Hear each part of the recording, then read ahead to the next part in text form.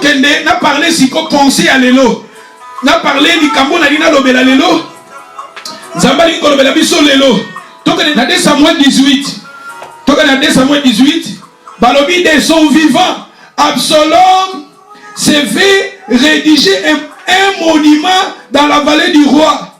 Car il lui disait, je n'ai point de fils, par qui les souvenirs de mon nom, les souvenirs de mon nom puissent être conservés. Il lui donna son propre nom au monument qu'on l'appelait encore d'aujourd'hui, monument d'Absalom. J'ai aimé seulement aujourd'hui, je vais vous parler sur le monument. Le monument que Absalom avait fait. Absalom, quand il était vivant. Absalom, quand il était vivant, dans la famille royale, dans le palais royal, Absalom, il avait fait un monument. Asala qui est Keko. Voilà na madame, wana oyo, aza ko inspiré biso. Dans la histoire, on a zomona, nzamba ko lobelanga makabo ebele sur histoire ya mwana oyo. De son vivant, quand il était vivant, dans la famille royale, Absalom, il avait construit un monument et il avait donné à ce monument le nom d'Absalom. Asala ke konaye, asali keko. A la famille royale et à Pessi comme Keko, comme Absalom. Balobi jusqu'à maintenant, dans la famille royale, si en Israël, il y a une place dans la famille royale, et jusqu'à maintenant, la Bible nous dit, dans la famille royale, et Keko a des alliés, ils ont même combonaillé. Mais regardez ce que Absalom avait fait en Israël. Regardez ce que Absalom avait fait dans la famille de son père. Regardez ce que Absalom avait fait dans la vie d'Israël, dans la vie de son père. Il avait humilié son père. Il a battu Koufaki pour na kombo le battu Bundaki pour na kombo na ye. Asaki battu Mabé. Mais regardez de son vivant, quand il était vivant, loko la zalaki na mwana te, abotaki mwana te, amisale lié keko. Amisale lié keko.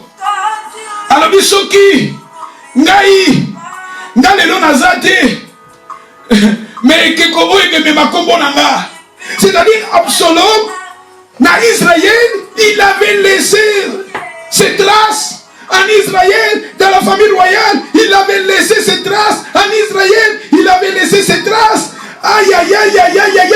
Dans leur communauté, Absalom, il avait laissé sa trace. Mais quelle trace? Atika qui trace moko ya mabe. Atika qui souvenir moko. Yé moko kutalobi souvenir hein. Alobi yango souvenir. Ce qui total parmi de son vivant Absalom s'étant fait rédiger un monument dans la vallée du roi. Car elle disait, je n'ai point de fils qui. Alors je n'ai point de fils par qui les souvenirs de mon nom puissent être conservés. Quel souvenir il avait laissé en Israël? Atika qui souvenir à ma bé? Atika qui souvenir à ma bé papa naye? Atika qui souvenir à ma bé la famille royale? Atika qui souvenir à ma bé na bandeko naye, na communauté naye? Quel souvenir il avait laissé? C'est que moi j'ai compris, avant de parler de cela, dans le passage et je vais expliquer. Dans le Daniel, Daniel chapitre 2. Nous lisions Daniel chapitre 2. Ce qu'on attend, Daniel Denionso, Tanga yango deti na suka kuna, makamno kolobeza kuna me, po tampe pusani, natika suna tante.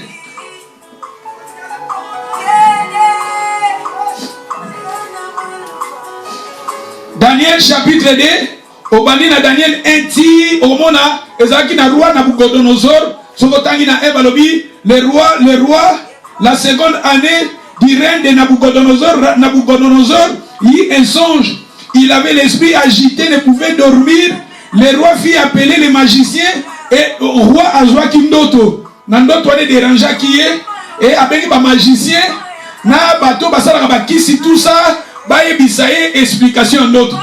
Mais yé aboy ko révéler ndoto na yé.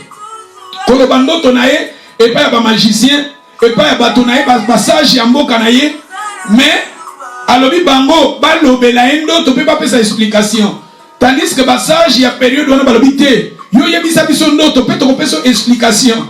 Aboyaki kolobela bango ndoto, mais Daniel, tant Daniel ayoki bongo, pour Daniel pas aki parmi basage, mais Daniel a koluka nzambe na verset 16, babi Daniel a koluka nzambe na ye, tant aluki nzambe na ye, soko tangi Daniel 16 kokita wana, babi Daniel jusqu'à na verset 21 okititi na 22 23, babi Daniel nzamba révélé na Daniel ndoto wana. Ndoto wana ezalaki nini? Yamona olinga totanga ka verset 31 tokita na se nde na meka ko parler na ndoto wana. Daniel ndoto roi lotaki aloti nini? Balobi oh roi, tu regardais et tu voyais une grande statue. Cette statue était immense. Et balobi awa, balobi et une splendeur extraordinaire. Roi amonaki na ndoto na ye. Awa Daniel nzamba révélé ye. Bona na malam. Roi aloti ndoto aboko yebisa na bato. Mais alobi bato ba yebisa ndoto pe ba pesa explication. Ba magicien na ba sage ya Israël ba kokite. Plutôt ya période wana na mboka ya roi Nebuchadnezzar ba kokakite. Et mais la Bible nous parle maintenant Daniel oyazalaki parmi ba sage. Daniel na ba camarade na ye ba ko lukelongi nzambe. Nzambe a révélé maintenant ndoto wana pa Daniel. Et Daniel siko azoyebisa roi. Azoyebisa roi. Yo roi omonaki na ndoto na yo. Omonaki tu voyais une grande statue. Le roi aussi voyait dans son songe na ndoto na ye une immense statue. Et balobi et statue ezalaki extraordinaire. Et balobi il était debout devant toi. Et son aspect était terrible. Dans le verset 32, balobi awa, la tête de cette statue était de l'or pire. Bon la madame, or pire. Bazongenga. Bazo, ce qui prie n'est pas l'or. Regardez cette statue. Quand le roi avait eu cette vision, cet songe, le roi il avait vu une immense statue. Et la Bible nous dit la tête était l'or. C'est-à-dire mutu ya statue yango ezalaki ya wolo, mais ezalaki wolo penzate. Parce que la tête qui était l'or, mais en descendant, la Bible nous dit la tête c'était statue, la tête de cette statue était l'or pire.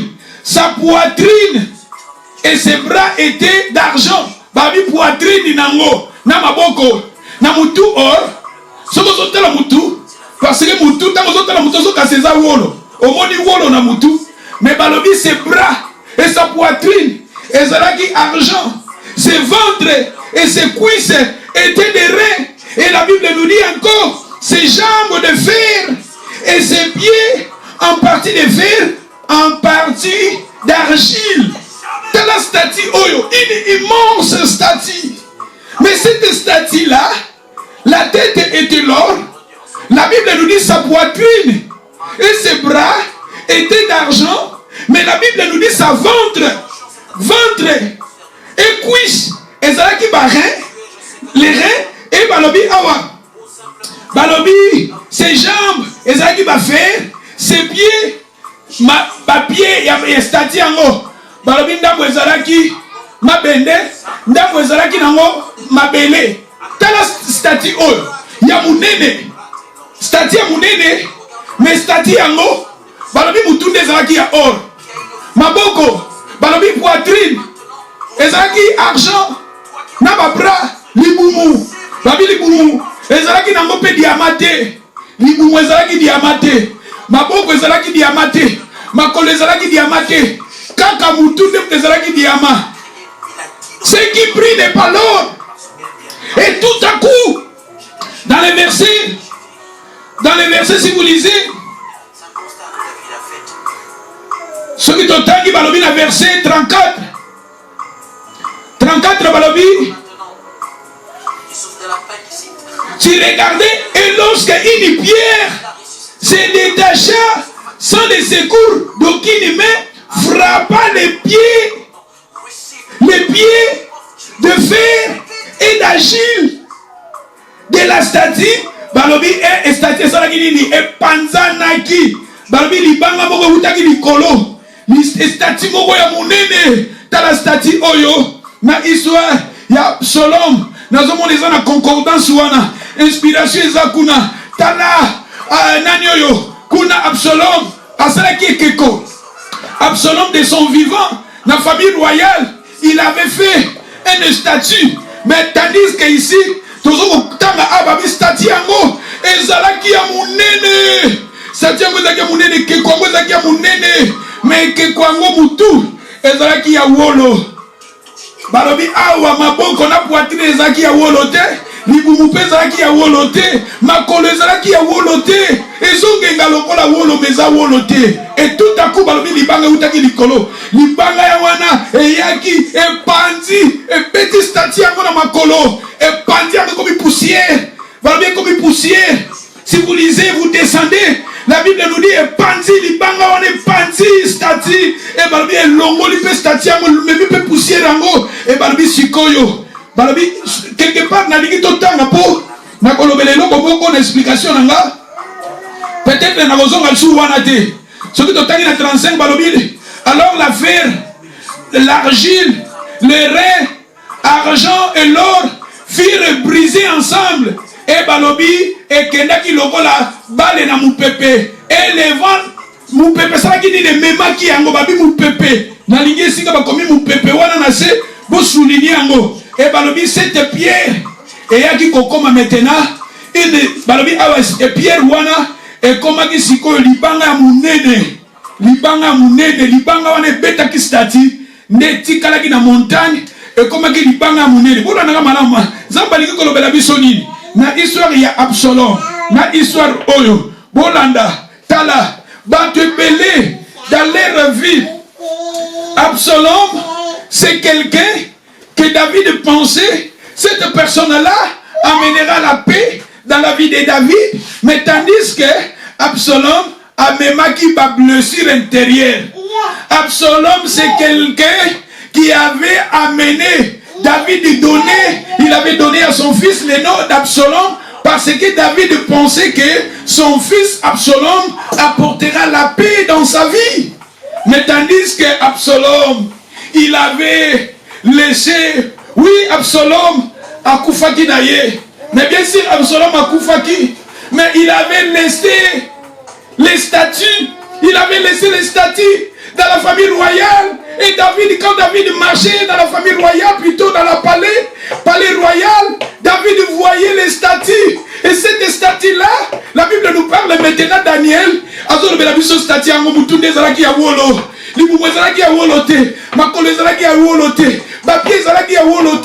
et quand David voyait cette statue, il douleur.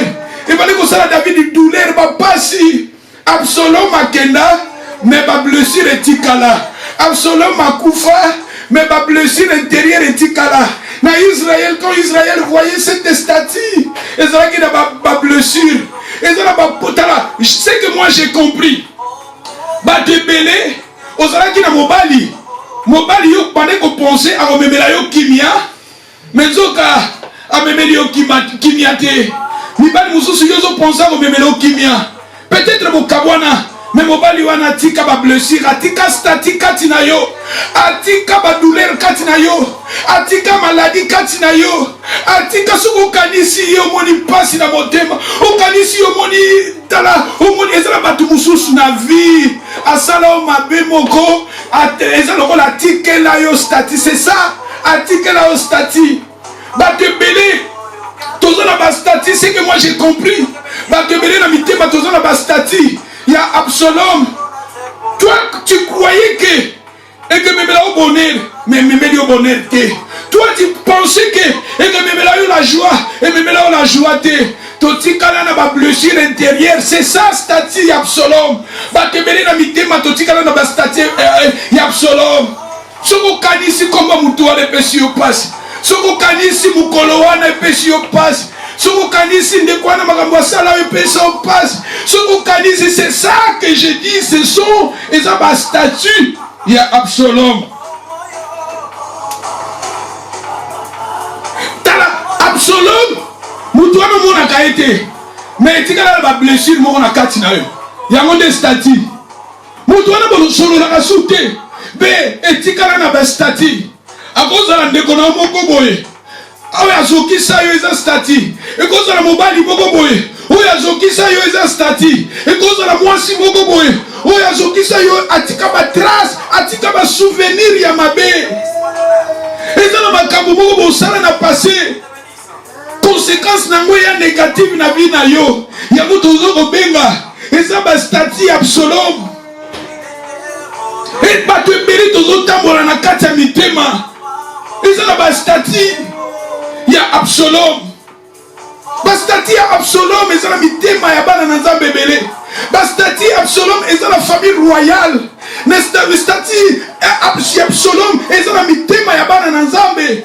C'est que moi j'ai compris batebele na kati ya mitema na biso. Toza na bastati yo lingaki angote na parcours na yo. Okutana ba déception. Na parcours na yo okutana na ba blessure. Na parcours na yo okutani na ba rejet, na parcours na yo okutani na ba kal, na parcours na yo okutani na ba makambo ebele baskroka yo, na parcours na yo bakoselo makambo.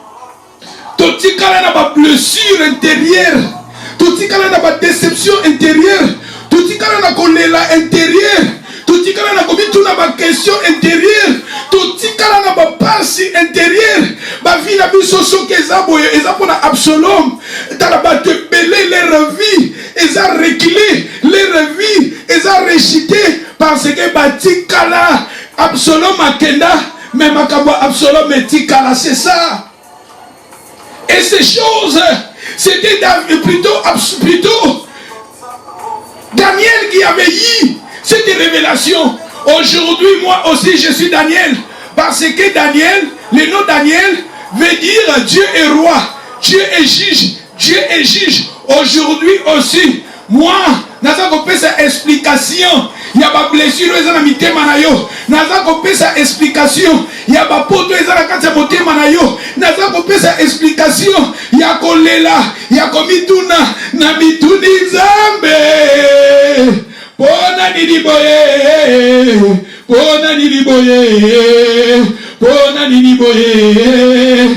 Na bomoi nanga minyoke uti wapi, babase uti wapi, kufe uti wapi. Ah, bakolela ya kati wana, bablesira kati wana. Eza bastati ya Absalom. Kolela bapasi wana, badouleur wana, komituna wana, ba question. C'est ça bastati wana.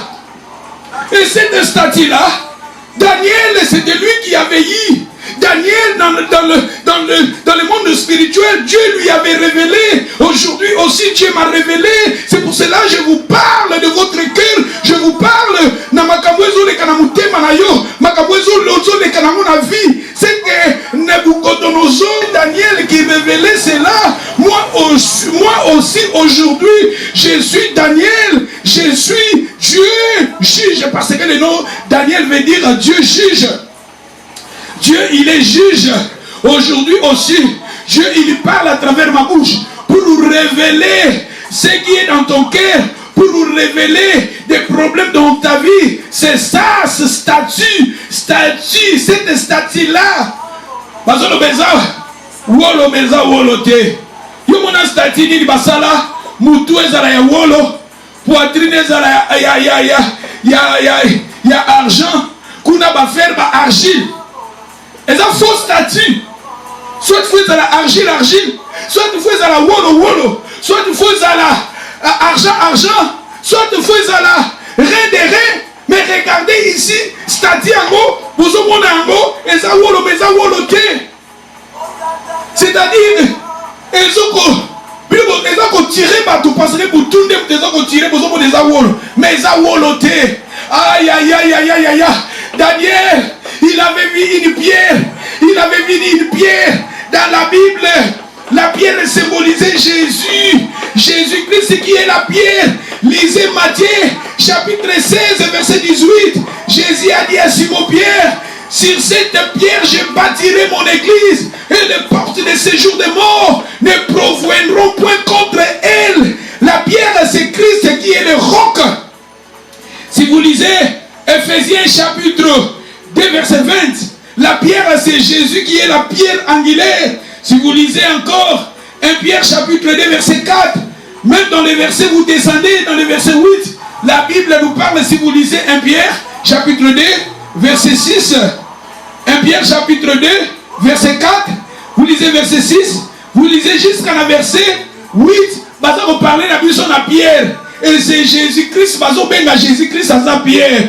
Pierre au moment où il y a et sa présence à Jésus. Pierre Wanande, et yaki kobeta libanga wana.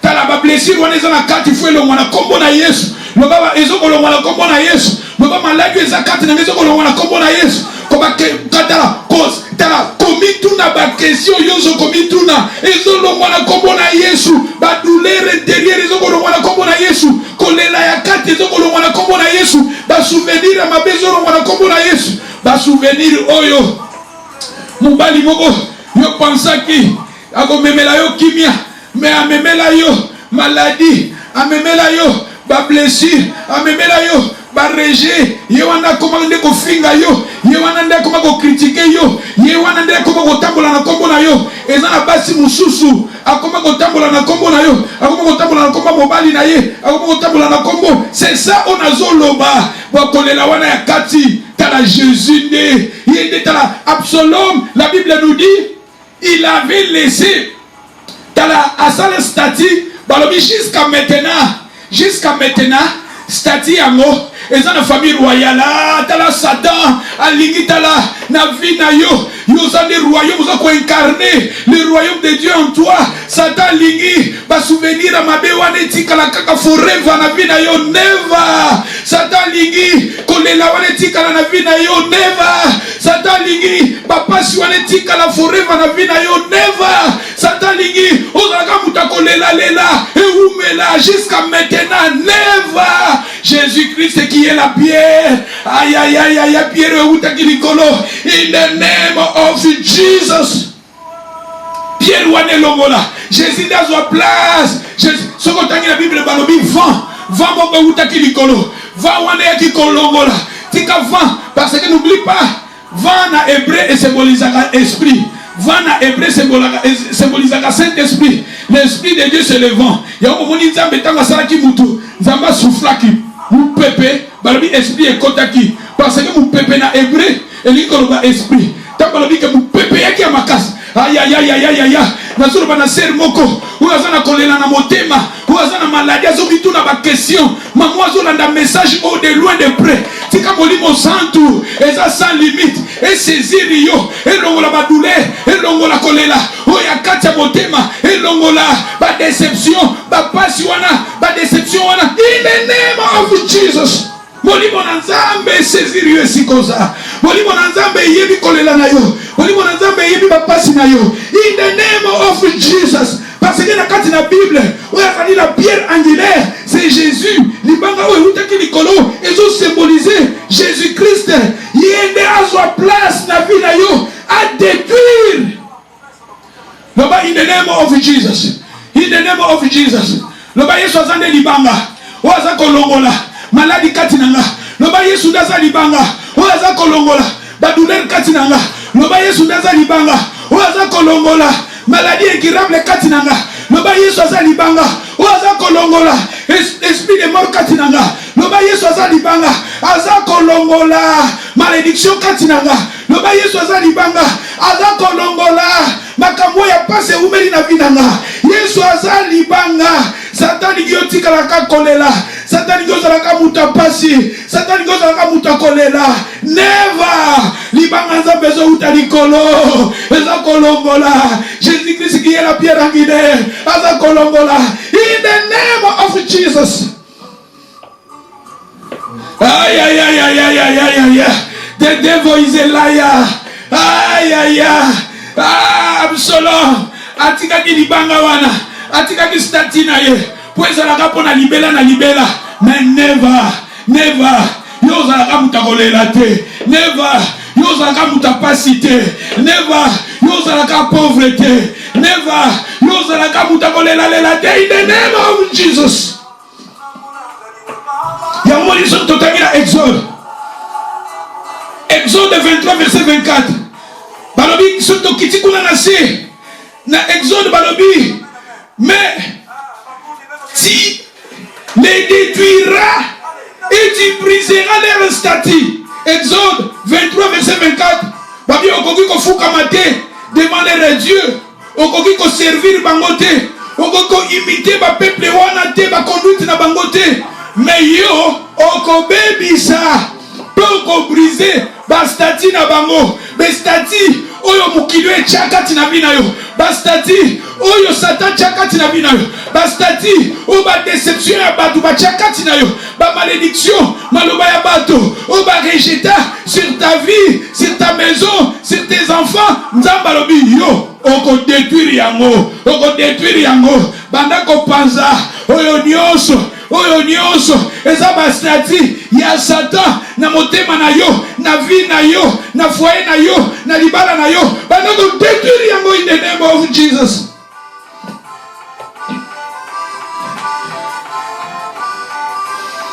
Soko tangi lisusu ose. Moi to tangi ezate po na mona ngene na teite, na mona ngene na teite.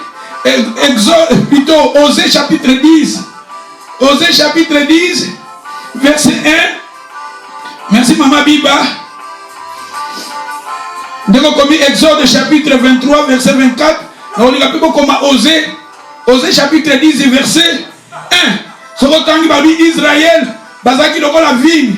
Balobi awa bazaki na beaucoup de fruits et au fur et à mesure nzambazo pambola makambo na bango au fur et à mesure ba stati ba hôtel pe ya mabezo sala na ba vie na bango. Mais soko tangi na verset 2 nzamba lobi na bango l'Éternel les renversera. Soko tangi na verset 2 babi l'Éternel les renversera leurs hôtels, il y détruira leurs statues. Mais que qu'on a bango nzambe wana na surba nzambe wana telema bundela yo nzambe wana telema nzambe na Israël a telema pona mama moko wazoleka na ba passe wazoleka na ba problème wazoleka na ba difficulté o eza lokola statue nzambe wana brise yango in the name of Jesus.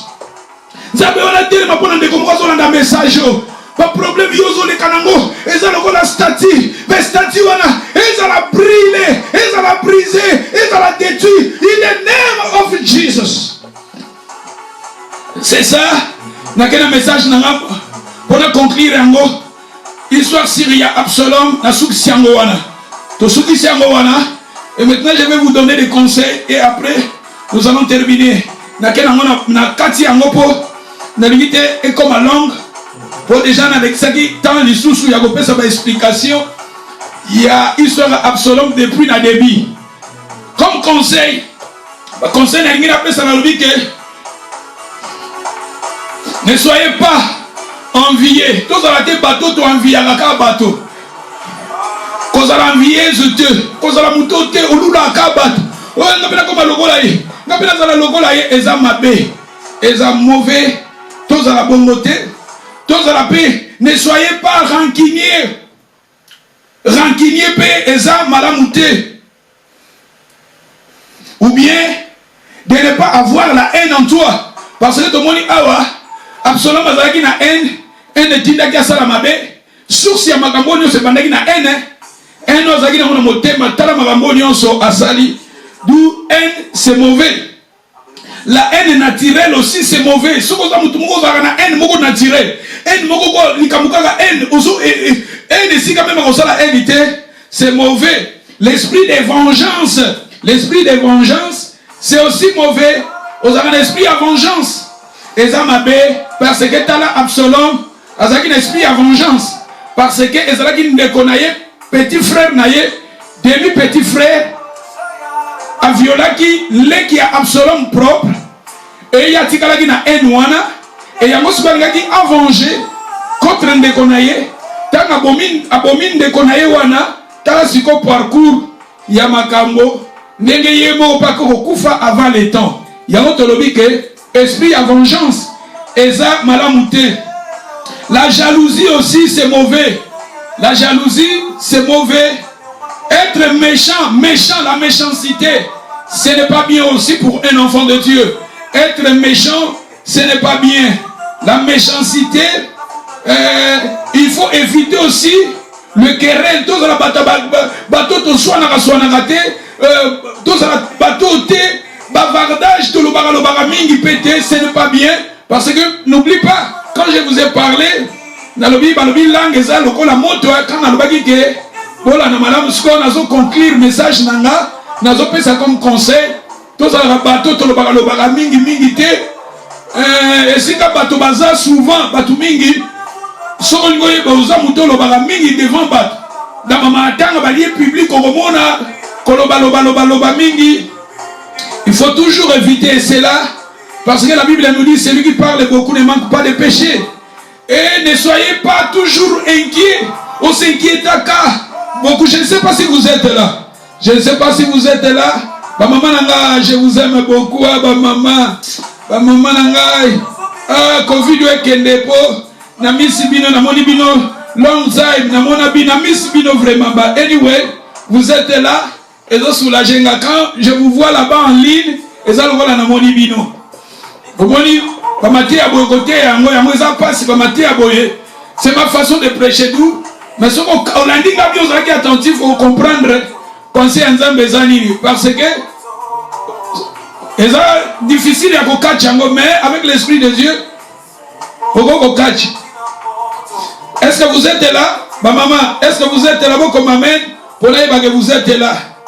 Ma maman, nous allons parler, ça va quelques mots, après les autres. Tu vas développer par conseil. Toujours dans le esprit à vengeance, ces âmes la méchanceté. Il faut toujours éviter la méchanceté. Il faut toujours éviter qu'elle qu'on a toujours qu'elle qu'on soit dans son ami, même dans nos foyers. Même dans nos foyers, tous en esprit, il y a vengeance. Qu'on a un esprit à vengeance contre ta femme, contre ton mari, tout ça. Il faut tous en esprit à quoi. Il y a merci, Nebokomi, vous êtes là. Namoni vraiment beaucoup m'amène. La ligne à commentaire, que vous êtes là. Et de continuer, il faut éviter l'inquiétude. On s'inquiète à inquiétude. On se lamente à ce n'est pas bien. Parce que dans un passage biblique, si vous lisez Matthieu chapitre 6, verset 25, au moins, tu s'inquiétais, tous dans le bateau, tu s'inquiètes. Si on s'inquiète, tout ce n'est pas bien en tant qu'un enfant de Dieu. Bible dit en toutes choses, faites connaître vos besoins à Dieu par la prière. Comme conseil, il faut toujours éviter des désirs mondains, des désirs de la chair, les désirs de la sexe et les désirs d'argent. Il faut désir à Mokili. Baposa Mokili. Makasi, ce n'est pas bien. Baposa Yanzoto. Baposa Yanzoto. Makasi, ebele. Et ce n'est pas bien. Et baposa ya sexe, ce n'est pas mauvais. Le sexe est dans les plans de Dieu. Mais sexe, otozoloba, serait comme une dengue, dans le sens c'est mauvais. Mbongo pesa mabete, mais l'amour de l'argent, c'est mauvais aussi. Nous, en tant que bisoba nananda, il faut tous la modérer. Et si on a continué toujours dans le conseil, la liberté sans limite. On a la liberté sans limite. Liberté sans limite. N'oublie pas, un jour dans le baganabino, maï, au monde a océan, au monde a fleuve, au monde a rivière, et ça a limite nango. Ce qui rivière et bandit qu'on débordé et bon marabato. Ce qui va fleuve et bandit qu'on débordé et bon marabato. Ce qui va océan et bandit qu'on débordé et bon marabato. D'où la liberté sans limite, c'est mauvais. Moi nanzambe, bisoba nanzambe, il faut toujours que dans la présence ensemble. C'est-à-dire la parole de Dieu, la bagarre de fou. Ils ont protégé yo. Mais ceux qui ont la bagarre de fou, ils ont se contrôler, ils ont la liberté sans limite, ils ont un danger. La liberté sans limite, ils ont après 6 mois, ils ont liberté sans limite. Ceux qui continuent les sous, L'indépendance, esprit à indépendance, aux en groupe, j'ai dit sous la côte, dimanche sous la côte, on dit indépendance. L'indépendance, Jaja, Tazouye, indépendant, Jaja, Toubakidi, au tableron, papa, t'as gagné, indépendant, Jaja, Toubakidi, indépendance, ton Luka Katala, le Congo, si Kezalio, ceux qui t'ont allé à la bisoka, bon, la ligne contre la politique était pour.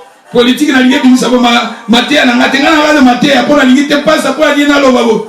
Mais ceux qui Congo ezalaka jusqu'à lelo na ba Belge. Est-ce que ngoko zala ndenge zaboy? Ceux qui Congo na biso ezalaka jusqu'à lelo na maboko ya ba Belge. Et ngoko za na état oyo point d'interrogation. Tolingaka indépendant qui pointe ceux qui pointe tozui yango tala le resika mboka ezadu. L'esprit à indépendance aussi, c'est mauvais aussi. Il faut toujours contrôler biso. Yango moto zote ya mabante ya oyopo, lilobana nzambe nde yango nde contrôlera biso. Ezalaka lokola bagarde fou na biso. D'où esprit à l'indépendance, ezamabe la passion incontrôlée, ba poussa wana incontrôlée. Eza aussi mauvais. Double personnalité, l'hypocrisie, c'est mauvais aussi. L'hypocrisie, double personnalité, on a la double face. On a biso, ah pasteur, on a pasteur, ah maman pasteur, ah frère, c'est en Christ, frère nanga. Mais sauf que quelque part, tu critiques les pasteurs, tu critiques les mamans pasteurs, tu critiques ta soeur, tu critiques ton frère. Ce n'est pas bien. Parce que dans la Bible, si vous lisez Matthieu 7, verset 5, que Jésus a condamné l'hypocrisie. L'hypocrisie, c'est mauvais aussi. La justice propre. La justice propre. Justice propre.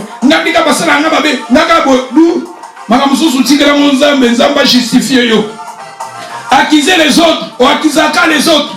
Vous avez l'esprit à accuser les autres. Ah, c'est loin. C'est loin. Quoi accuser les autres, ce n'est pas bien aussi. Blâmer les autres. L'esprit à blâmer les autres. Blâmer les autres. Nous, comme nous avons raison. Et ça fait refus et résistance à la correction. Depuis Matthieu, ils ont dit que corriger biso.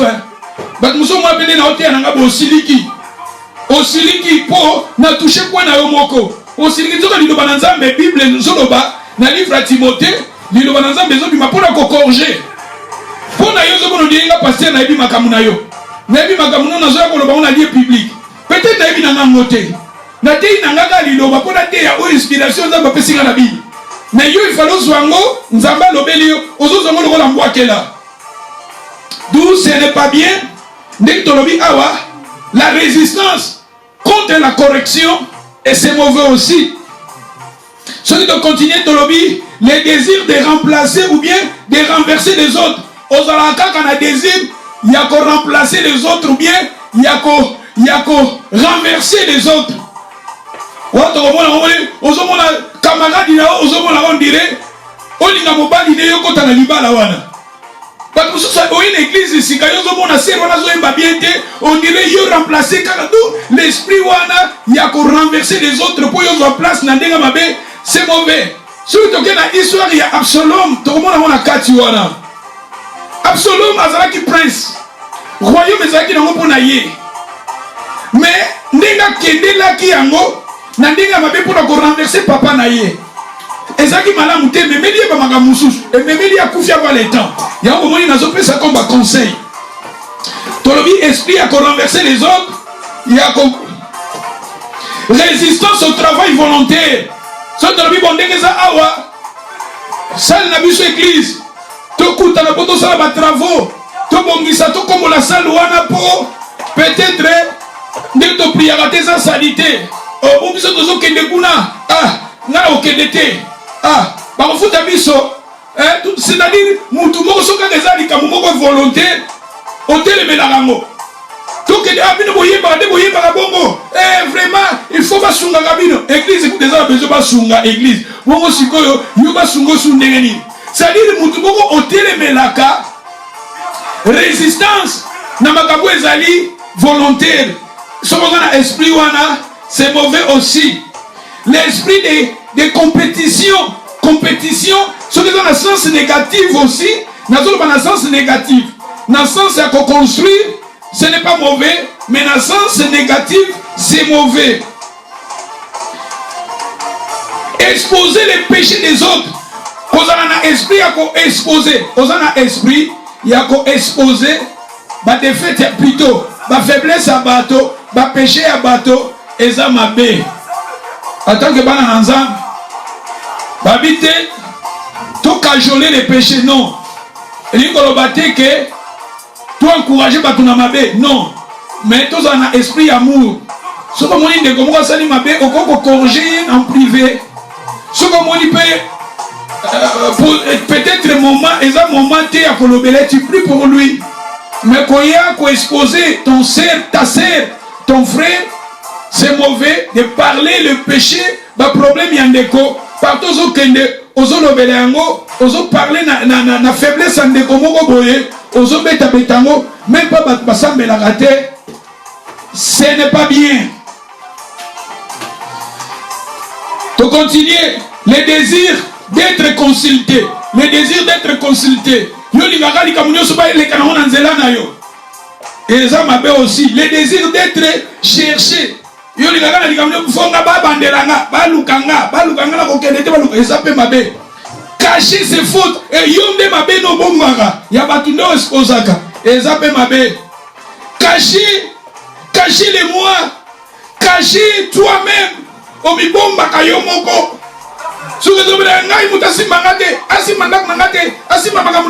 Mais allez à battre mon sous-soudé. Trop ambitieux, dans le sens négatif, c'est mauvais. Dans le sens positif, c'est bien. Dans le sens ambitieux, dans le sens positif, et je travaille par la grâce de Dieu. Mais pas toujours ambitieux, mais le coup là, pour ça, on dit pas toujours ambitieux, mais paresseux. C'est mauvais. Parce que le coup là, pour ça, et on a paresseux, on a banzela mususu. Oui, quand on cause des problèmes dans la vie, nous sommes ambitieux. Au bout de ça, nous avons besoin de son mandat. Nous avons besoin de son mandat en Afrique. Mais nous sommes ambitieux au lieu qu'on travaille. Au pays, nous avons besoin de la banzela, nous avons besoin de drogue, nous avons besoin de tout ça, et comme 20 ans de prison, 10 ans de prison, il y a d'autres choses. Babylone, il faut toujours modéré, et c'est important. Là à obéir. Aux alaka là et à obéir. Dès que tu as à autonomie, bon ça va. Dès que tu as fait un programme, aux alaka là à obéir. Bon, l'obéi, tu as fait un herbe, aux alaka, aux manœuvres. D'où ce n'est pas bien. Désobéissance, c'est mauvais aussi. Être enfermé, aux alaka toujours enfermé, c'est mauvais aussi. Les désirs d'être connu. Les désirs d'être connu, apparaître, être vu. Les désirs.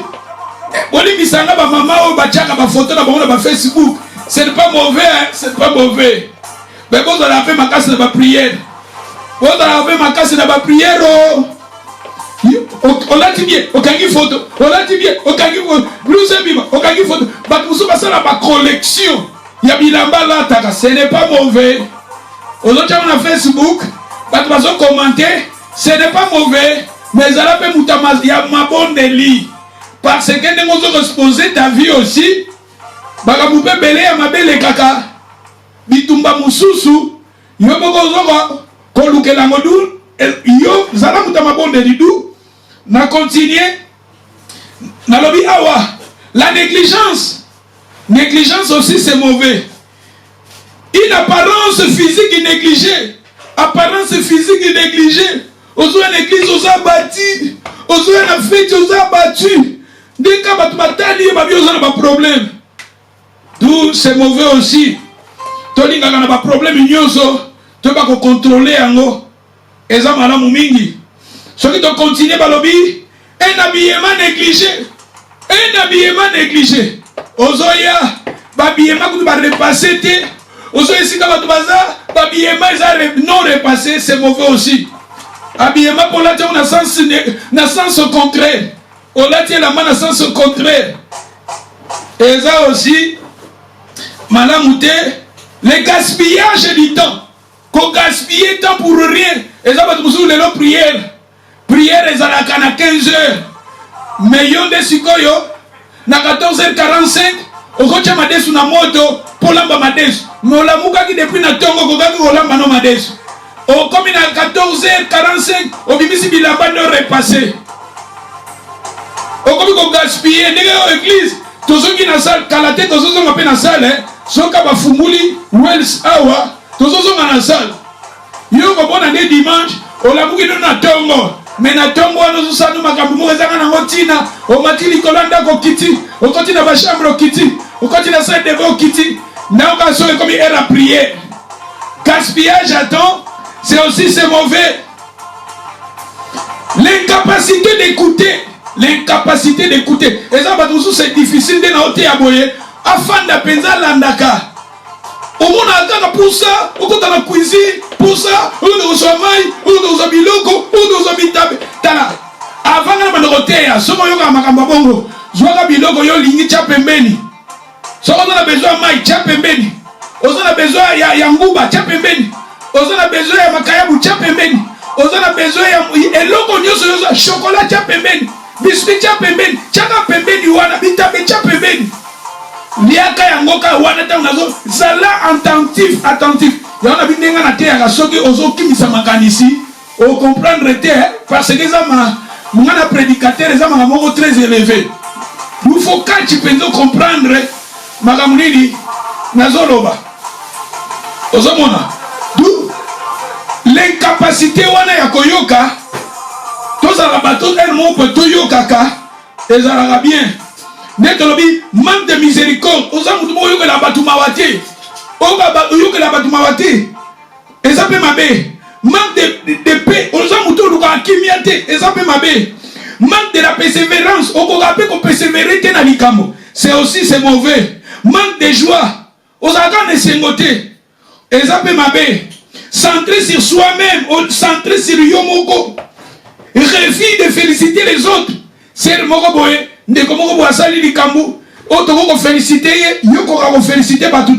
C'est mauvais aussi. Le fait d'être facilement blessé. Osaka la position moko être facilement blessé. Oh, c'est on a denga lobaki.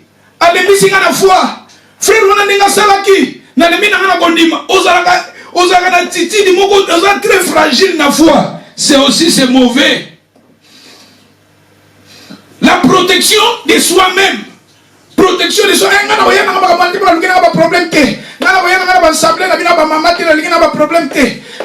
Et c'est aussi c'est mauvais. Manque de disposition à confesser l'amour. Manque d'amour. La crainte d'être blessé.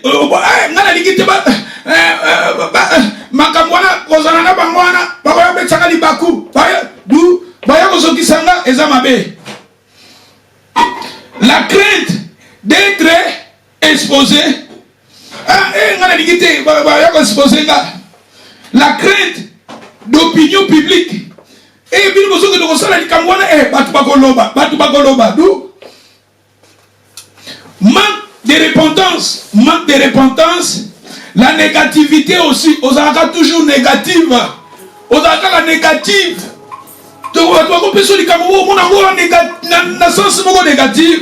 Ce n'est pas bien. La vaine gloire. On a gloire,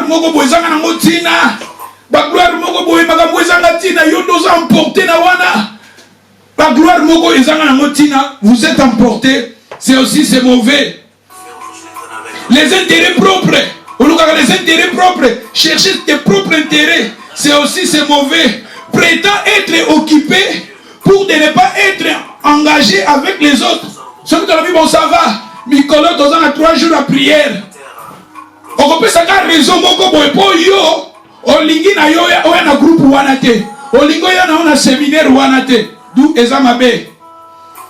Lâcheté ezape mabe. L'intolérance ezape mabe.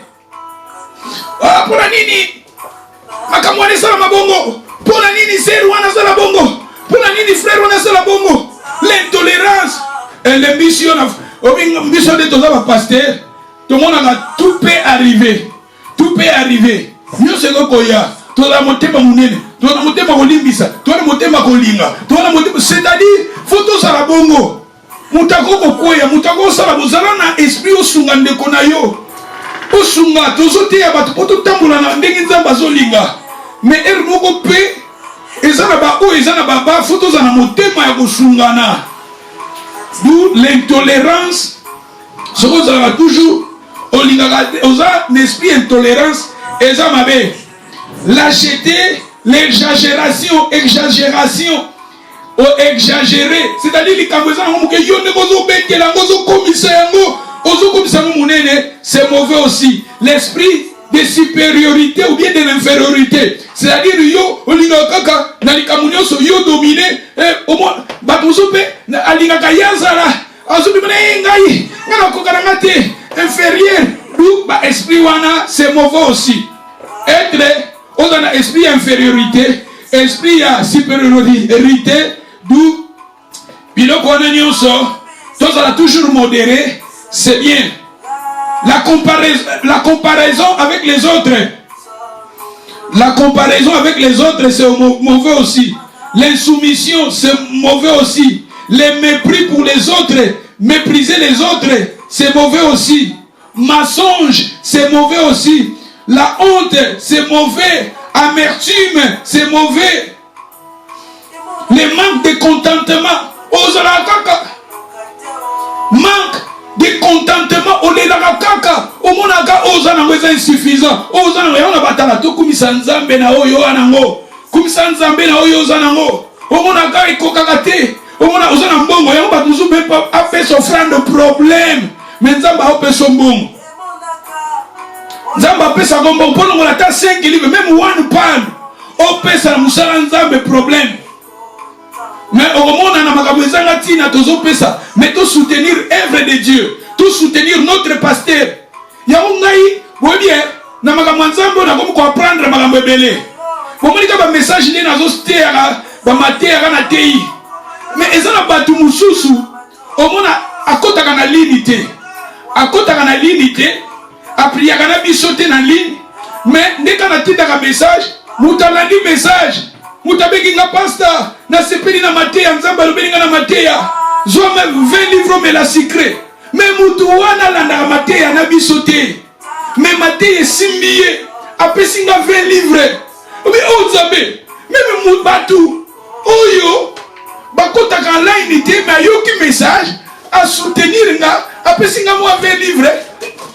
Même 5 livres c'est pelé. Et motiver nga. Parce que le matin, après tout ça, il y a YouTube, il y a des gens qui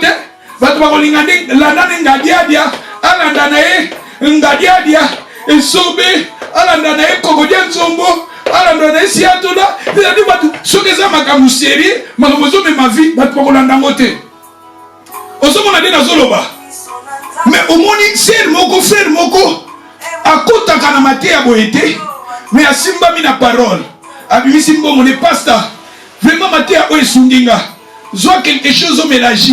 Mais comment on a yo moi na nzambe olanda ka Matéa passer na zote, ni na zote ya bona zotoka, ni na zote ya boy, na ko sisa ko tie na za fatigué. Mais comment la bana na nzambe pour soutenir. Kusungaka te mais na makabwezanga na motina toujours que ko sungaka. D'où tozolo baké. Na zolo ba avana lobike, pombongo ekokaka te, mbongo ekokaka te. Ça t'a pas voyé là que kokate, aux hommes en bon ça n'a pas insuffisant et kokakate. D'où tous à l'esprit, surtout nous sommes ensemble avec Sungakango, c'est bien aussi. Et ce que lobby, l'incrédulité, eza pe mabe. Colère, eza mabe. Orgueil, eza babiloko yo c'est pas bien. Murmure. Koyima kaka, koyima.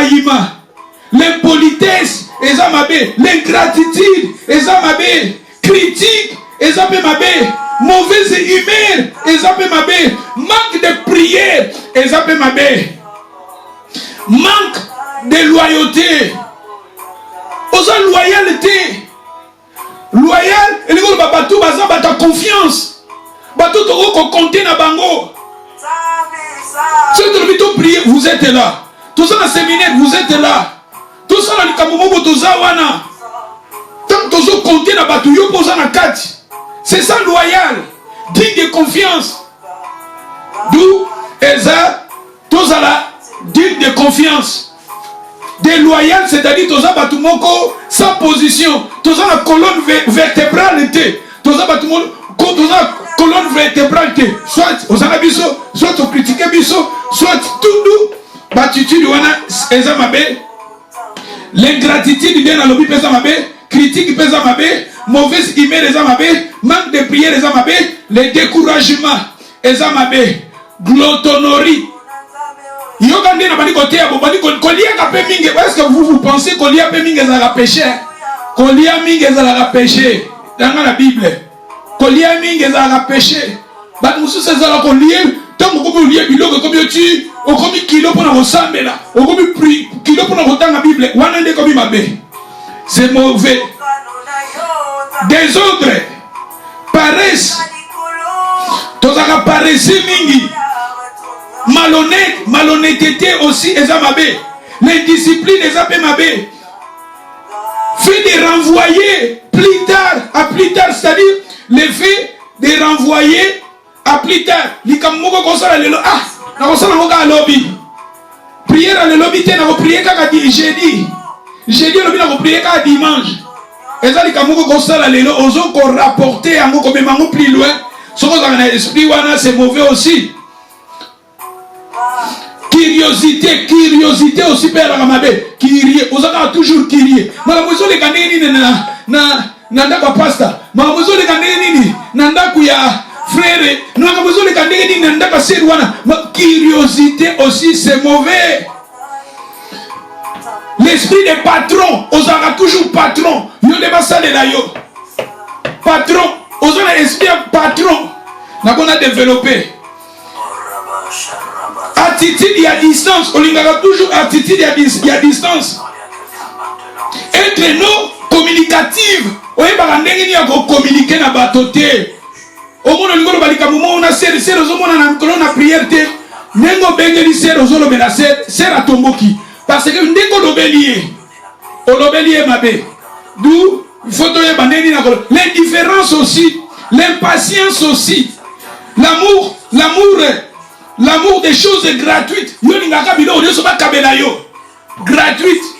Ce que va bito so mbate loko bo. Oh siliki.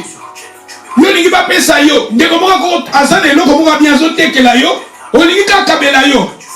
L'amour des choses gratuites, c'est mauvais aussi. L'amour de commander les autres. O ningaka yo commander les autres, c'est mauvais. L'amour du plaisir, c'est mauvais aussi. L'amour du sommeil, c'est mauvais. L'amour de l'argent, c'est mauvais. L'amour des choses de ce monde. L'amour des vêtements. Olingi bilamba, soki bilambe zangi yo. Bilambo zanango. Mais on l'a dit à mingi po l'église. Ozomon la soeur ya kolata te. Oya sou église ite po. Bilamba no l'a dit à mingi. C'est mauvais aussi. L'amour de la solitude,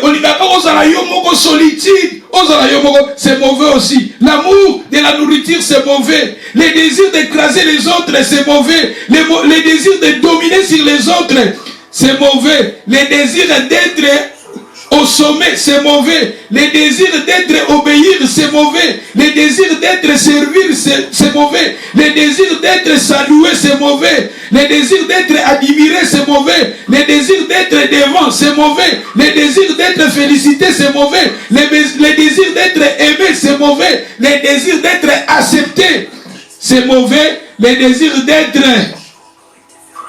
De manger seul, c'est mauvais. C'est mauvais aussi. Les désirs d'être vu, c'est mauvais. Les désirs d'être écouté aussi, c'est mauvais.